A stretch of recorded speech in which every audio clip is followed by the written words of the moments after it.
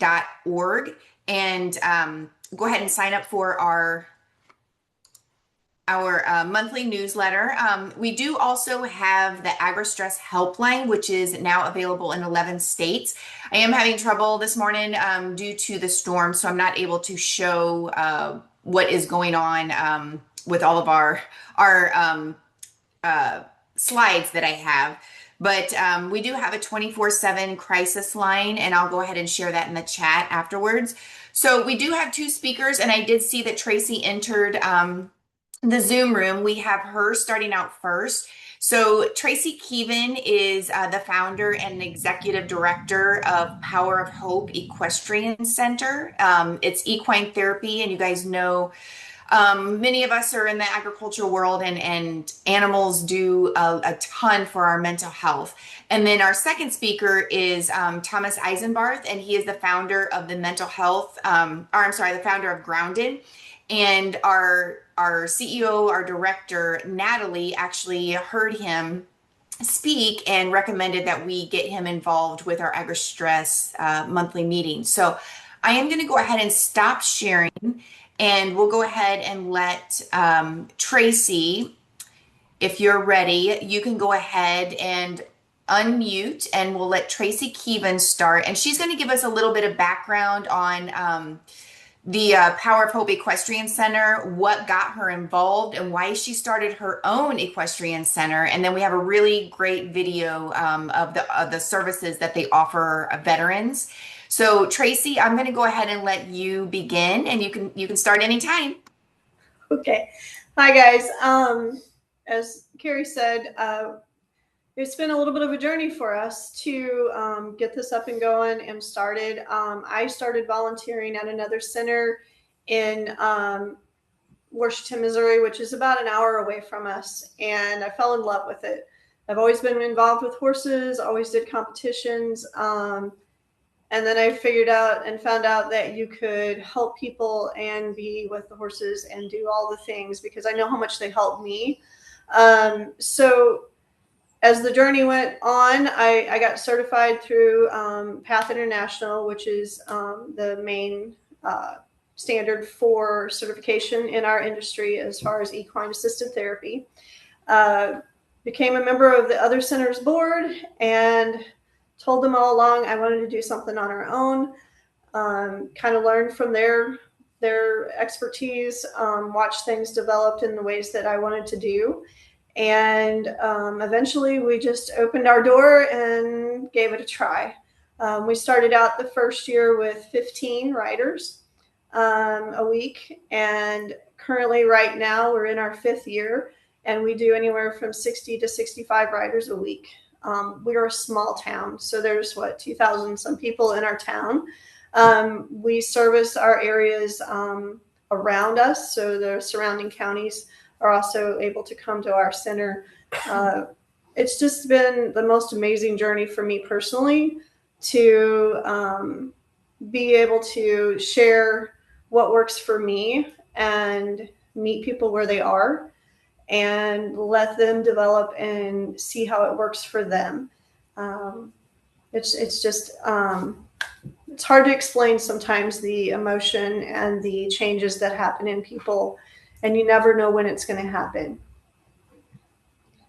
Adrienne is with me today too. She started volunteering just like I did, and she also fell in love with all of it. And she kind of takes care of all of we share pretty much everything that we do. But she's also an instructor as well. And she's a firefighter and first responder, which we started our service wrangler program. What's it been, almost 2 years now? 2024. Yeah.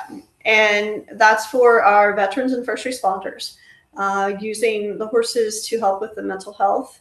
And we weren't sure what things were going to look like. Like, it's different for every center and for everybody. We've seen some really amazing things happen, and for everybody, it's different. It presents different. We treat it different. We try to meet people where they are and then help them get where they want to go. I know that's kind of vague, but everybody comes with a different set of backgrounds, a different set of how they want to approach things and what they're willing to work on. So it's just been amazing for us all the way around. Yeah.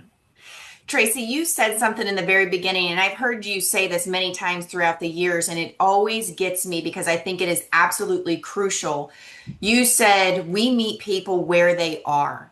And I think that is crucial within their journey, because if you don't meet them where they are, they're going to get anxiety and you're like, you're moving too fast for me. I'm not at that point yet. Because when you started out with basically like a physical disability. So you helped people with writing lessons, people who had some kind of physical disability, a lot of children with autism, things like that. And then moving into the veterans and the first responders, like you have just grown immensely throughout the years. So maybe start at that beginning where you started with the physical disabilities, and how did you progress into more of the mental health world? Right. So every center, so whenever I was doing research to start our center, every center attracts different situations, different people. And you don't really know what your community has until you put your shingle out. And then you're like, oh, okay, that's, didn't know. You can read all the surveys, you can do all the research. But the people that come here come for a reason. And the children and the autism and all of that is amazing to watch, and trying to help them grow and do the things that they need to do.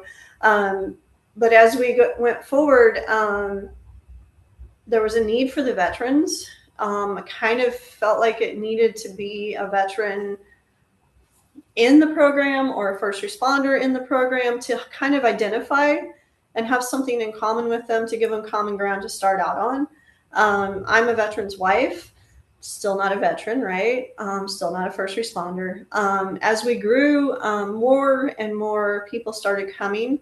And it's just, the people miss the veterans and first responders, especially veterans, miss the camaraderie of their people that understand them. Even though I'm a veteran's wife, I wasn't there with them. I didn't go through what they went through. So I feel like the barn and the veterans program and first responders program lets people with same experiences be back in the same space with each other. They talk about loneliness and feeling like nobody identifies with what they're going through, so they isolate.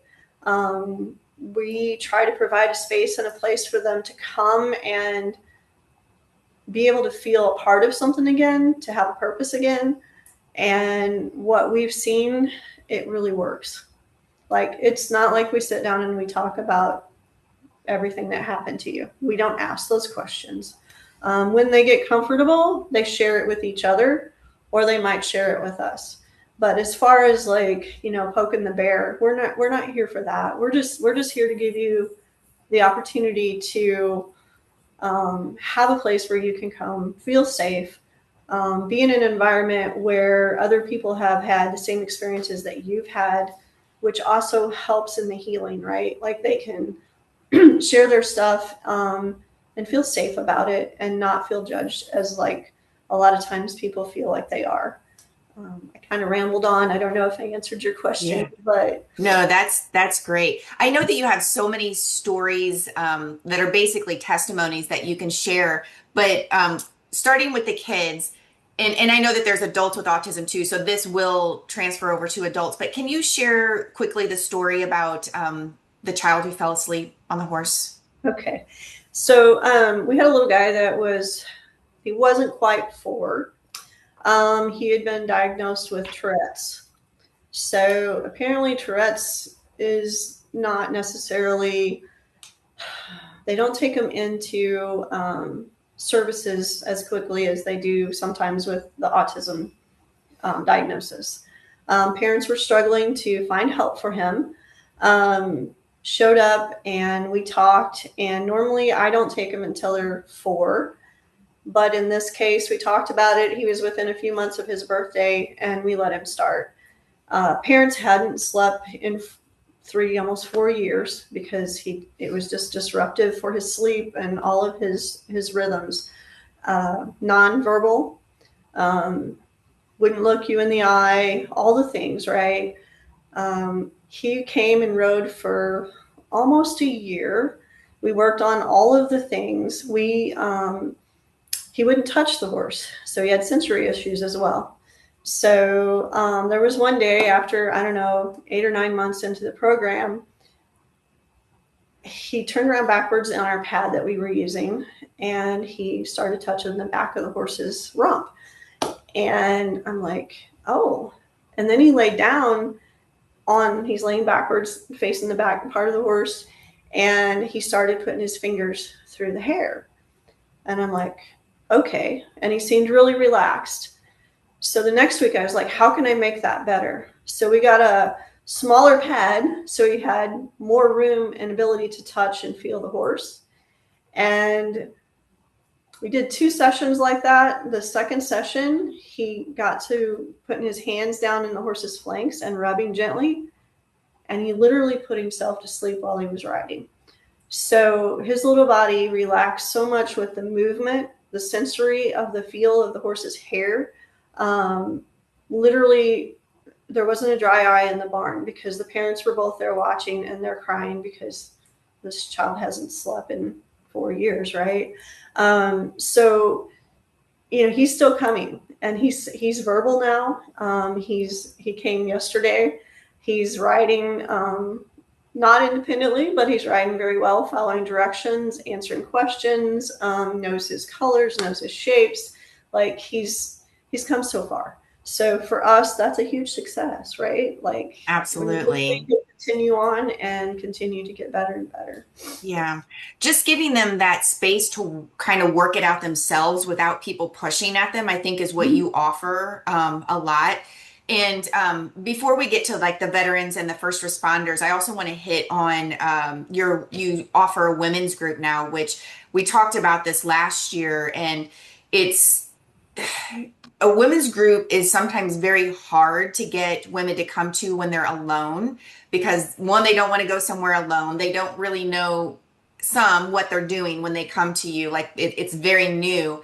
But what I remember seeing was just such a confidence booster. Like it helps their self-esteem and the activities that you do.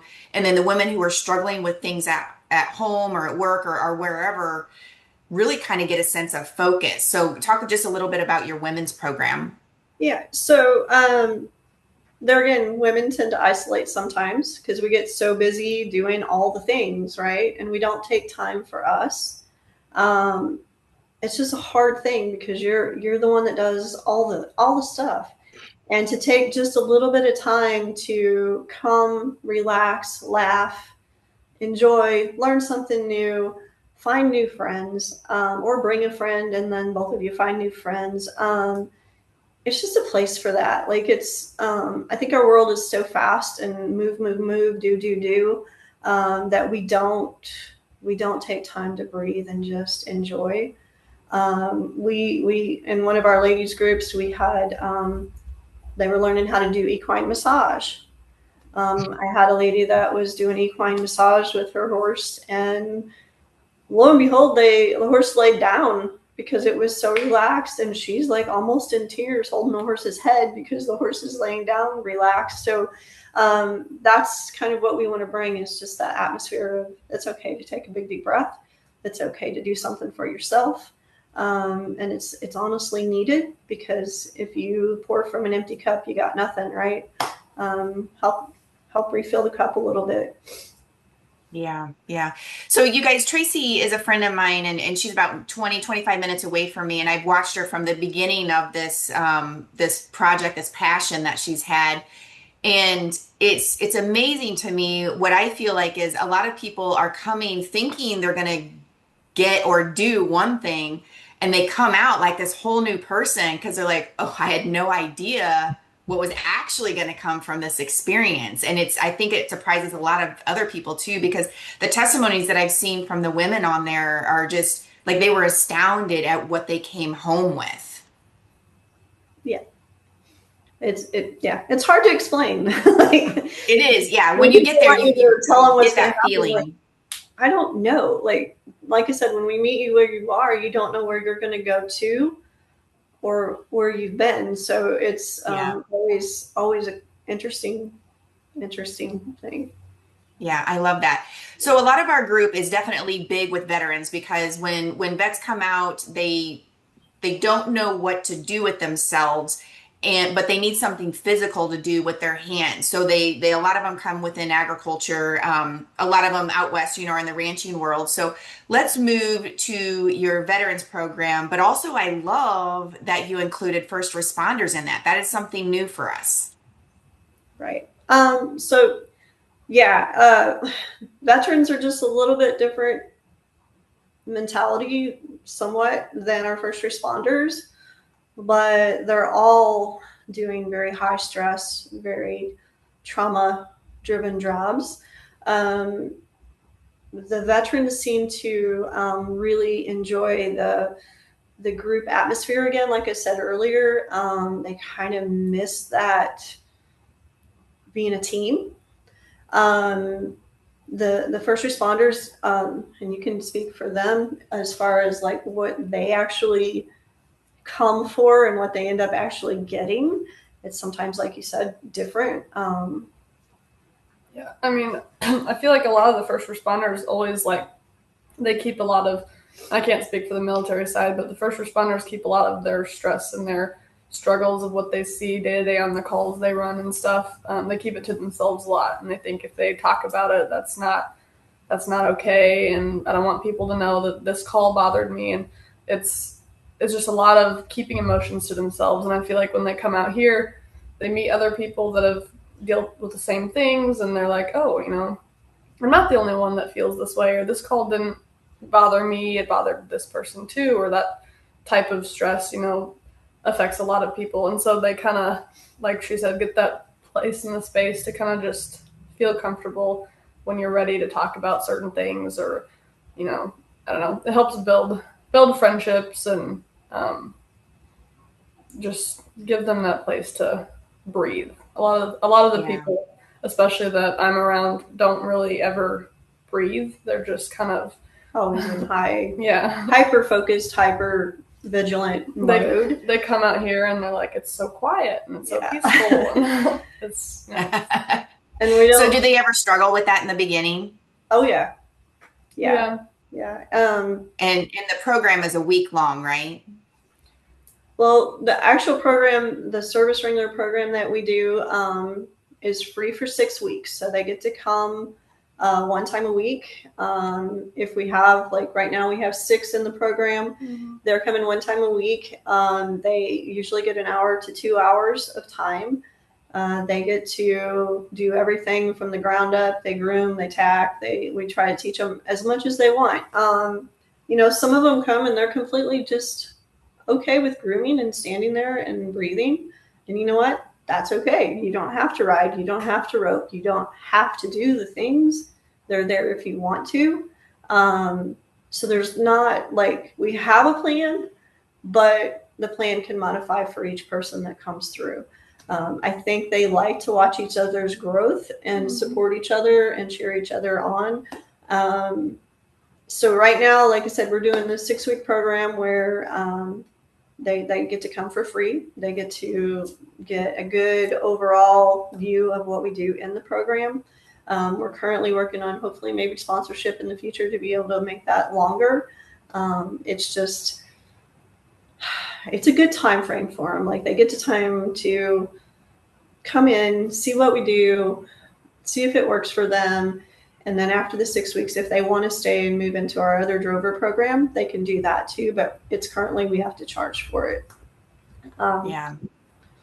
Which is just, I think they really, when they get there, because they are in the military, finding that camaraderie again that they lost, when they're in active duty or even not active duty, because they're still all together.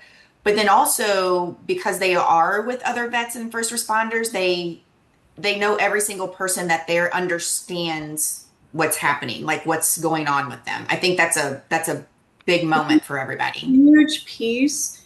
And they each, like the veterans, have their own language, how they talk to each other and how they express themselves, which is sometimes very colorful. But that's what they do. You know, that's who they are. That's what they know. That's what's comfortable for them.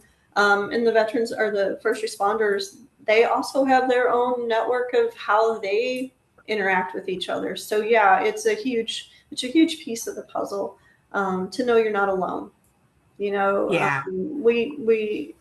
So just a little bit of a testimony. We had a high-ranking veteran walk in the door, and we don't know him from Adam. He didn't call. He just walks in. Me and the lady that was running the veterans program at the time, we met him at the door. We talked to him. We're, you know, trying to get to know him. And we go back to the tack room. We're showing him around like we do everybody, right? And I have a dog that's kind of super sensitive to if your stress levels are real high. And he does it on his own. He's not trained. He's just that dog. He went over and he laid down on the guy's feet as he's talking to us about his past. And his stress was getting really high. And I am like watching my dog and I'm like, oh, okay. So anyways, to make he was here a year and a half. To make a long story short, once he got comfortable with us and about a year in, he told us that he had already had a plan to commit suicide. And that the fact that he walked in, we welcomed him, we handed him a packet and told him come back tomorrow, was the hugest reason why he didn't follow through. He found his purpose again.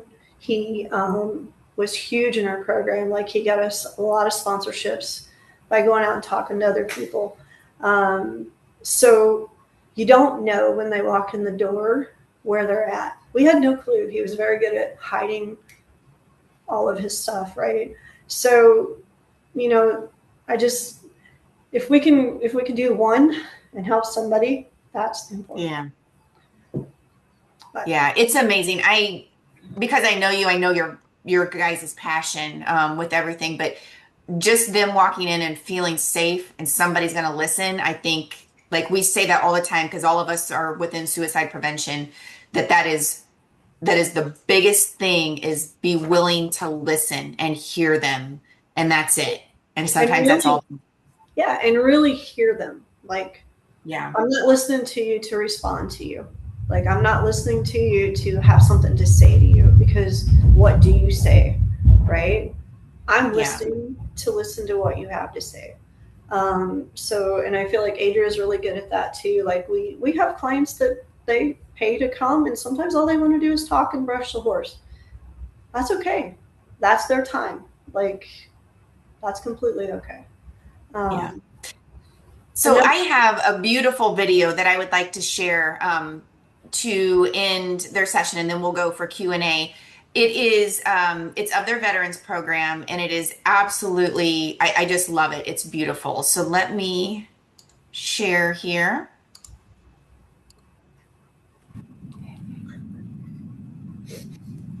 All right, here we go.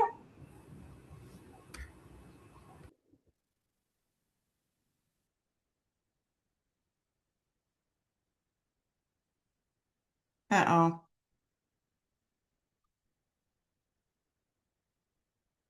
There, that's fine. These guys have gone in these super high intensity traumatic situations and then coming back to civilian life and trying to act regular and normal again. Being able to do something that's this high caliber and takes so much focus and energy, you can't think about the traumatic stuff that you've gone through when you're doing this. I've been a dispatcher for 16 years, so you know all of the things that we hear on a daily basis. I just lost my father last year, and I'm the sole provider for my mother, and I also have a disabled son. So on top of it, I have stressors coming from every angle. I had both my hips replaced at 40, and then I had a back surgery after that, so I didn't know if I was ever going to really be able to be comfortable riding again. So this was my last attempt before I sold my horses. We saw a sign at a local restaurant advertising for Power of Hope and this event with first responders and veterans. As luck would have it, the Lord is good, and I was selected for the program and haven't looked back since. I'm a 100% total and permanent disabled veteran, currently on dialysis, and as a result, this learning to lasso and rope has really begun strengthening my right arm, which is my non-dominant, which I use to dialyze most every day.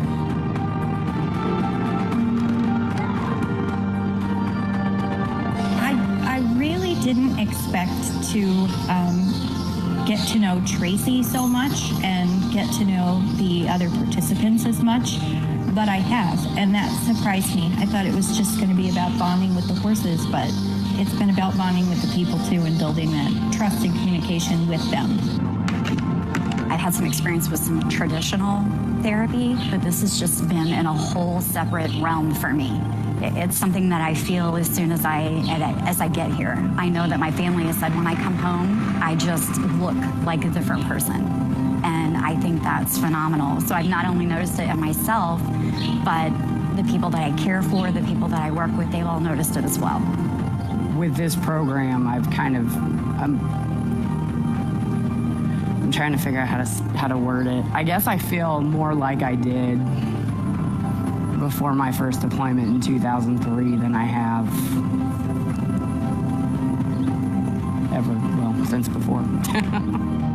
Being out here and being able to like get the nice fresh air just really slows you down and kind of helps you from being anxious and being on your fight or flight 24/7. Being in the Army, for me, that was a family. And when you come back home and they're gone, it's really hard. So having something where it's like, wow, you can get a family again and find another community has been really huge. And they've been lighting up again. And you can just see that like safety and trust starting to grow as they're getting that community. Met some good people along the way, and hopefully stay friends after this and continue to come over here and rope and do some more riding. It's helped more than anything, more than medications, therapy, any of that. This is what does it for me. I hope to continue on, like to keep coming in, keep doing this, and just keep enjoying it. I think it's been amazing.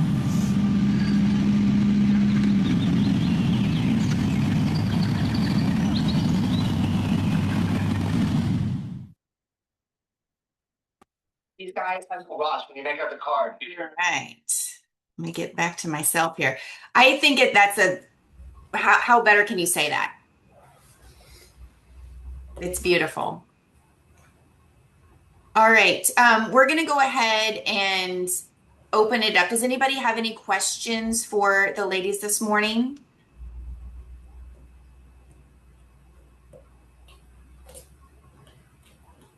All right. So we did have some stuff in the chat that they loved how you expressed everything. Everybody wants to know, will this be recorded? Yes. All right, that's beautiful. Okay. Will you guys be able to stay on for just a few minutes in case anybody has anything, they can put it in the chat? Sure. All right, that's wonderful. And then I will go ahead and share that video in the chat. It's on Facebook for everybody if they would like to take another look at that. And then also we'll send out all of the information in an email by tomorrow within 24 hours of the recording and then the speaker's contact information. So ladies, I'm glad we got to share your passion and your project with our group. And we thank you for coming on this rainy Wednesday morning. Well, thank you for having us. We greatly appreciate it. Yeah. Thank you, girls. All right. So there are, if you will go to the chat, there are some questions that are coming up that you can go ahead and answer. So we are going to go ahead and move on to Mr.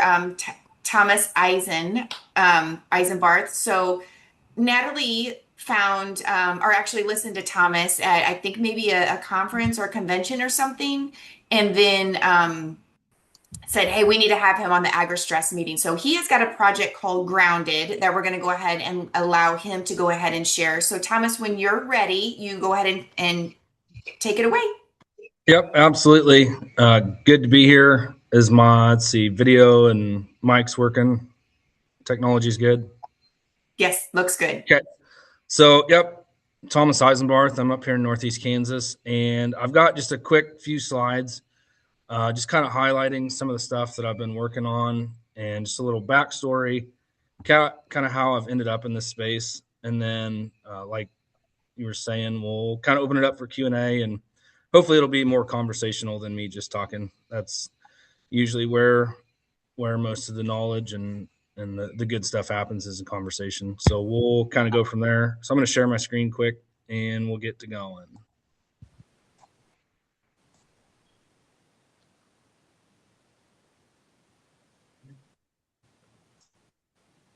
Okay, how's that look? Are we up and going?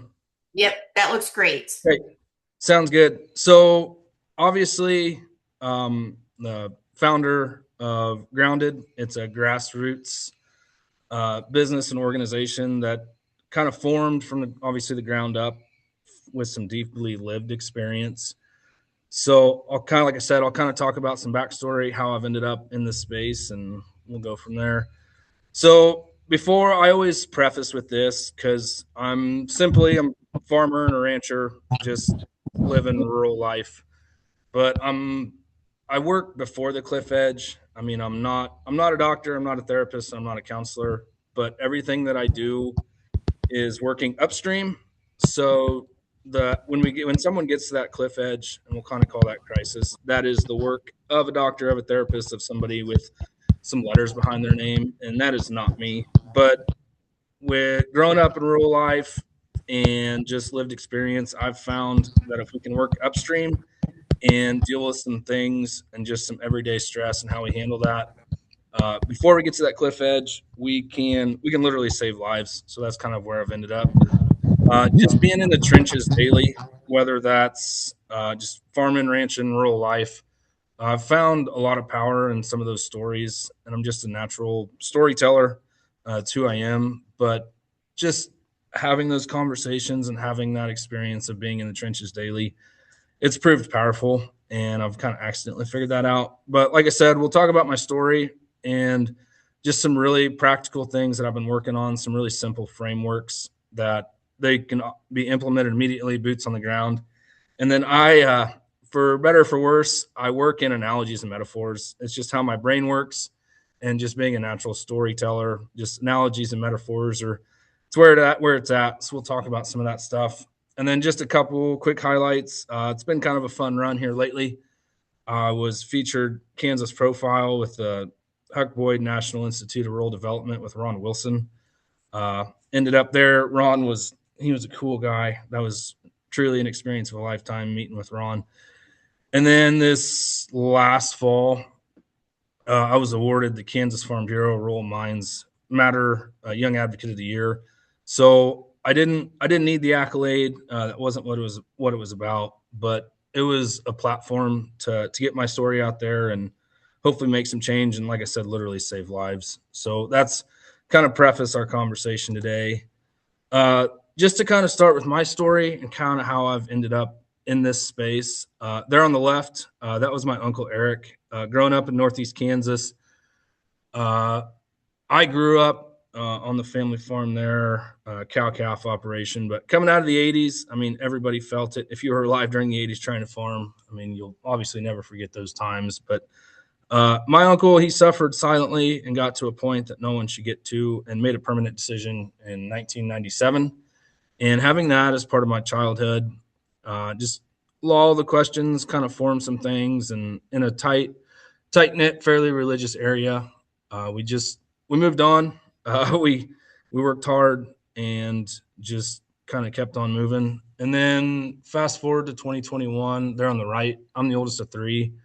That's my little brother, and he had an attempt in 2021, but he made a really good decision, and he used the 988 resource. And so I'm always an advocate for that resource, and he's thriving, absolutely killing it in life right now. But to have those two situations, and then life came for me in the same type of way the last few years, just some struggles, some burnout, just working too hard and not sleeping is what it kind of boiled down to. But so I actually made a decision, really weird decision in a little town of 700. I actually sought out therapy as a 30-year-old male in Northeast Kansas, being a farmer, being a rancher. That was a really weird decision socially. And just some of the funny stories that I have about dealing with that in a small town. But those first couple therapy sessions, I realized right away, I was like, holy smokes, like this is powerful stuff. The science, just all the medical things behind it, how our sleep impacts us, just all the things. And my first thought was like, everybody needs this. How do I get this to farmers and ranchers? Because the stress, everything's out of our control. How do I get this? And my next thought was to look at kind of my upbringing and the rural landscape. And I was like, oh, this is going to be a tough gamut to get farmers to stop, take time out of their day, and to go sit in a doctor's office, which farmers, I mean, the old adage that farmers literally have to be missing a limb to go sit in a doctor's office, it rings true. But just all the stigma around it and all the stuff. And I really put it on my heart I call myself a translator of worlds. I mean, everything that I'm learning in therapy, to kind of put some rural spin on it and to have conversations with farmers and ranchers that are comfortable and safe and understandable to be living in rural life. I mean, the stress is not going away. The long hours are not going away. But how can I take the awareness that we've built? We've done a great job as an industry there on the left, the awareness piece. But we're to a point now we have to get to the application side. And I've spent a lot of hours kind of thinking, researching, and how do we translate everything on the left, all the science, all the things, and how do we translate that to the right? And this image in this graphic, I think, describes it pretty well where I've ended up in this space, is being a bridge, being the translator between the two worlds to literally be boots on the ground and get help to people who need it. But obvious conversations, they're happening right now in agriculture, and it excites me. But this next step, and it's going to happen and it's vital, is the application piece. Because, I mean, if you look at Western Kansas, I mean, having to drive 2 or 3 hours to get to a therapy appointment, it's just not, there's so many reasons that the application piece are struggling right now. And so I've really taken it upon myself to be that liaison in the middle and try and figure this out. So this, like I said, this graphic really drives home what we're trying to do here. This graph is kind of the core of all my work and everything I've done. It's something that I use every morning. It's simple. It takes 30 seconds, but all the uncontrollables of rural life, we have control over one thing, and that is our mindset, how we approach the day and how we handle stress. So there at the very top, we're looking at a +10. I call that activated. I mean, that's stress to the max, where we're getting ready to plant, whether it's harvest, hay season, working cows, what have you. But to be at that +10, to be stressed out. And if you, as a human, if you spend enough time at that +10, whether you like it or not, your body and your physiology will send you down kind of around that -10. I call it, you're kind of checked out, you're numb, you're kind of mentally foggy. You end up down there. But to have the awareness, and like I said, it's something that I do every morning, just to think about this chart and to place myself on it and to give myself a value. Because if I know that, then I can decide kind of how to handle the day and what to watch out for throughout the day. But this is kind of the core work of everything that I've been doing. So to speak in metaphors and analogies, if you drive around right now, anywhere in rural America, tractors and planters are coming out of the shed. And I don't know very many farmers, and they wouldn't be good farmers if they just pull that machine out and just go start planting. I mean, to pull out an equipment manual and to go through and calibrate the machine, you're checking tires, you're checking oil, you're changing oil, you're greasing things. I mean, we meticulously maintain equipment, and it's really struck me, why are we not maintaining ourselves in the same way? And that analogy, I kind of carried it forward, and I have actually created a operator's manual. So it's going to be familiar and it's going to be technical in nature and it'll sit right beside the other greasy bent up manuals that would be in any farm shop. But to really take these 4 core ideas and to think about our bodies like a machine or like a tractor, to where, and these all line up really well if you look at any of the risk factors for suicides or attempts or just to get to a bad spot. The individual's sleep is going to be it's going to be pretty messed up. The person will start to isolate. They'll remove themselves from human connection. They'll kind of pull away from nutrition, and their eating habits will be not good. And then there's a lot of shame worked into it too. But to really take those 4 core things and to work upstream and compare it to a tractor, I think is going to prove vital in this application piece. But the engine check there on the right, your sleep and your physical reset, to really think about how's my sleep right now? I mean, is it good? Is it bad? Because you're not going to run a tractor full throttle and then just shut it off. I mean, that's how motors and components break. The dash lights and the emotional signal piece, and it's kind of a male hurdle to get over too, because we're not really taught about our emotions growing up. But emotionals are simply signals on our dashboards, if we think about it that way. Your check engine light comes on, your low fuel light comes on. I mean, you're going to stop and you're going to check the machine over. But those same type of things can come up in ourselves, where we can be short, we can be irritable, we're just not quite ourselves. But I always encourage people to, hey, that light comes on the dash, like we need to stop and check some things out. And then connection points would where we're greasing up our machine. Those are going to be greasing relationships, like intentionally reaching out and having a laugh with somebody, having a conversation. Because in those darker moments, it's going to be really tempting to isolate and kind of pull away.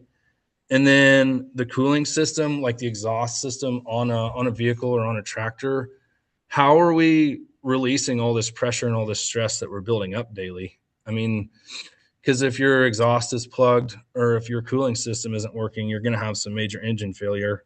So how are we, whether you're a person of faith, whether it's going for a walk, I mean, how are we releasing all of this pressure that is unavoidable? It's unavoidable in the life of agriculture and small town living. The stress isn't going away, but how are we dealing with it? So to really take those components and just pick out where you're at on that wave, it's going to give you a great starting point to the day. And then, like I was saying, there'll be some instructions with this manual too. Just, it's technical in nature. It's going to be familiar to producers, and it's going to be right there in the shop, and it's going to be available. Those are all going to be great things. Just how to work through the manual, very basic things. And then the other 2 frameworks that I've been working on, the V squared piece, because it's so tempting when we're walking down Main Street, wherever we're from, and somebody passes you and you're like, hey, how's it going? And the other person says, fine. And then you move on. But the chance when you ask somebody how they're doing and they look at you and they're like, oh, things aren't going that good, I'm struggling a little bit. How we respond in those situations is absolutely vital, because it takes confidence and it takes a little bit of structure how to have those conversations. And I always remember V squared as just baseline, like just confidence to have those conversations appropriately. So the first V is validation, like to validate their human experience. Like, hey, this life, it's tough and that's okay. We're all human. So the validation piece, and then the vulnerability piece, just to carefully kind of be vulnerable with that other person. Because I always say that vulnerability draws out vulnerability. So V squared, and then FAL is something else I always remember, and that stands for fix, advice, listen. If someone comes to you with a problem, in agriculture, it's so natural for us to want to fix. I mean, we're fixers by nature. We have to be to keep moving. But if someone comes to you with a problem, you need to ask that person, do you want me to fix it? Do you want advice, or do you want me to simply listen? So that FAL component is huge to empower that other person to decide what type of help they want, because it's hard, especially as a male. Like, we want to fix things, but so V squared and FAL are a couple other frameworks, just real simple things to keep moving along in rural living. So that is just kind of the drink out of the fire hose, some things I've been working on, and it sounded like I wanted to open up some Q&A, and I'm happy to answer any questions. Yeah, thank you for that. I needed this last week. So I'm actually partially disabled. I'm a part-time wheelchair user, and I don't let it get to me very often, but just one day I just got frustrated. I'm just so frustrated. And I could have used that daily check-in to bring myself back down, and be grounded there. So Amy mimics me. She says, Thomas, your daily check-in is an amazing resource. I agree. I agree. Feel free if you want to unmute, and ask Thomas any questions, or you can go ahead and put them in the chat as well. Do you remember where Natalie saw you at? I don't, because there's been a couple Farm Bureau engagements and then like some conservation district type things, but I don't know. I can't place it, and it's it's really bothering me, actually. Yeah. So Beverly said the same. I was just thinking the same thing. Your metaphors that for farming, they're awesome. You have to have something for them to relate it to so it doesn't sound foreign. Yes, and that's the power of everything that I've been working on is, I mean, the language that agriculture speaks, it's who I am, it's natural, it's how I grew up.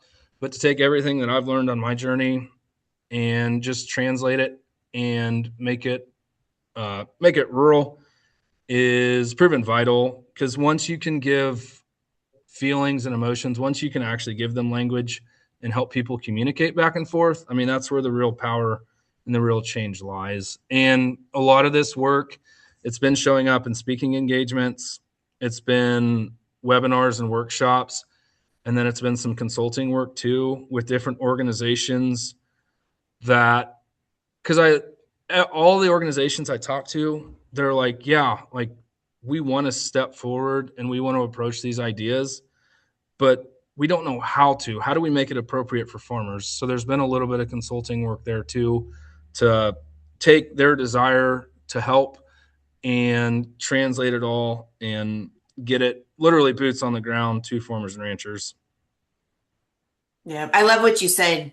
Once they have the language, because that is a big thing. They don't know how to express certain things. So once you give them the language, oh, then there's a word for what I'm going through or feeling. Or a technical, something technical in nature, because farmers, ranchers, and rural life in general, we have to be technical because we have to fix things to keep moving. But to take the objective, to take the objective and make it subjective is kind of the tough part. The gray area, the emotions, the feelings.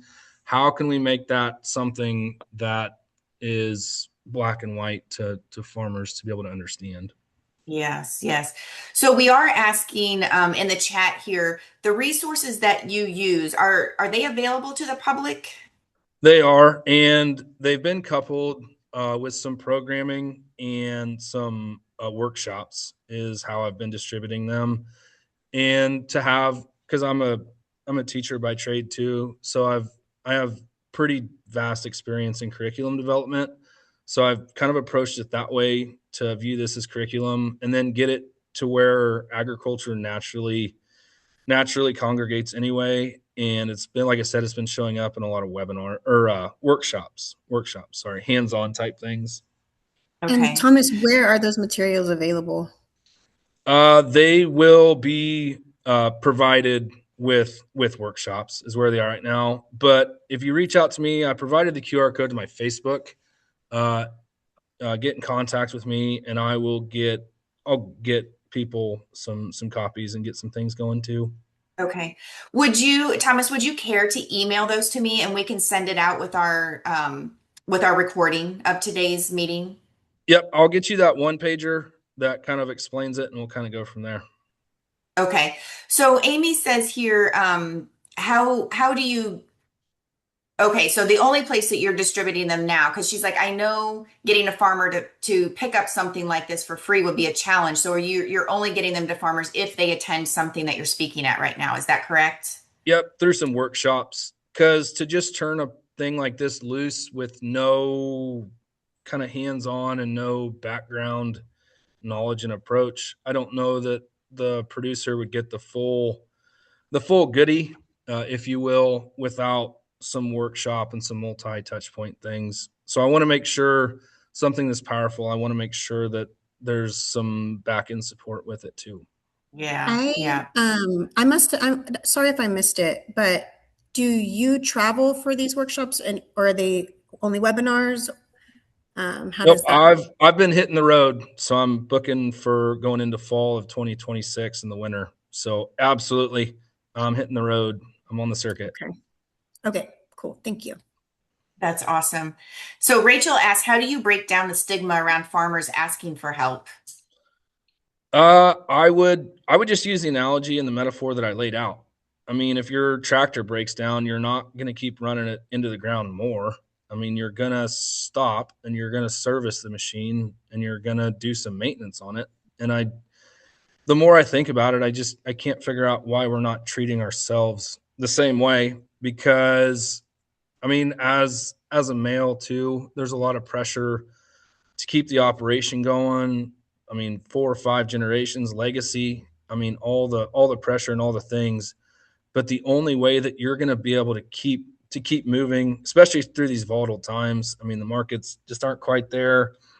The global news just keeps popping up, but we're not going to be in a sustainable point if we don't start working on ourselves and start maintaining ourselves. So I would just challenge the legacy piece and just all the things. I mean, this way of life, we're not going to be able to keep going the way they are if we don't start taking care of ourselves. Yeah. So I think you just answered Krista's question in the chat. Krista, you can either repeat that to your husband, or when we get the video, you can just take that clip of what Thomas just said. Because she asked, as a farmer's wife, how do you start helping break down the stigma around farmers' mental health and needing help? And you just said it perfectly. Like, if there's a way that you can use that metaphor to like put it in perspective, because that's what a lot of people need. Well, you wouldn't let your livestock, suffer, would you? You wouldn't let your tractor go to crap, would you? No. So why are you letting yourself? And then I think a lot of that, they'll just sit back and go, oh, good point. Yeah. And the other part of it too, it's just finding your why. I mean, for me, I have a 5-year-old and a 3-year-old, 2 little boys, and it's all I want to do is to give them a chance, if they want it, of course, but to give them a chance to enjoy this way of life. And if I'm not taking care of myself and if I'm not maintaining myself, then that why is going to be tough. Like it's a matter of sustainability. Yeah. Now, do you have I'm sorry, do you have a website, or is it everything on your Facebook page? I'm working through Facebook right now. I'm working on a website. So, Thomas, how do you get people, not just you, but how do communities get people to these events you're speaking at? Because I know in my community, the big question is trying to get people to show up to things like this. Right. It's the old joke was kind of, if you provide a free meal, usually people will show up, but free food helps a lot. But framing it as something not, and I can't figure it out. Like when people hear mental health, like there's like, oh, that's scary. But kind of reframing and kind of rebranding those conversations too. Like definitely, I wouldn't encourage you to call it mental health, but to find some type of way to explain it as, human maintenance or kind of a rebranding situation like that. And then just creating a safe, comfortable place too. Because in small towns, if everybody knows that John's struggling and John might be losing his marbles, John's going to be worried about losing ground, and it's just not a great situation in small towns from that perspective. But if you can find a way to make it safe, I think helps a lot too. But the rebranding thing is real, like explaining it in a certain way. Thank you. Okay. Excellent. So Amy says we are trying to do a regional event over the state of Illinois, and we had to cancel our first one, and the second isn't looking great for next week. Food, great giveaways is still not motivating them. Any pointers for them? It's a tough one, Amy, because I mean, through the state of Kansas, we're approaching some of those same ideas too. And the thing that I would say is, I mean, finding a good speaker, finding someone that's relatable, and someone that's gonna speak the language of your audience is a pretty big deal, and I think that'll help some. So reach out to me, Amy, and we can talk.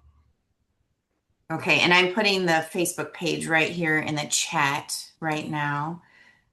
Chad wants to know, do your audiences respond well to talking about it as stress or ag stress rather than mental health? Ag stress and stress seem to work out really well because it just brings a different, because our words have power and every word brings feelings and different things, but there's just something about mental health that kind of scares people, and I don't understand it, but it's a real thing. But stress seems like it's a pretty safe, comfortable word, and a lot of these conversations are, yep, stress and ag stress is way better. I'm going to start using that. Ag stress. Because people are like, stress is an okay word for people because it's, Right. God, I'm so stressed out, you know? But yeah, the mental health, it makes them go like this and kind of close up. Yeah. So, And if we're talking about stigma too, well-being seems to work a lot better as well.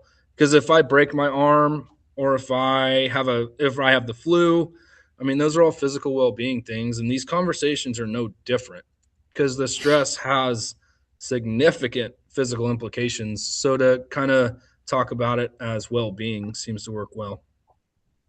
Resiliency too. I like that one. Yeah. Doreen had a thought in here. She said she believed that 4-H got started through teaching the kids new ideas and techniques, who then brought it home to their farmer parents. Have you tried to do something like that? Yep, I've been trying to connect with 4-H and FFA too, local organizations like that, because I mean those students are also the future of agriculture. So to have these conversations at that age is going to prove vital.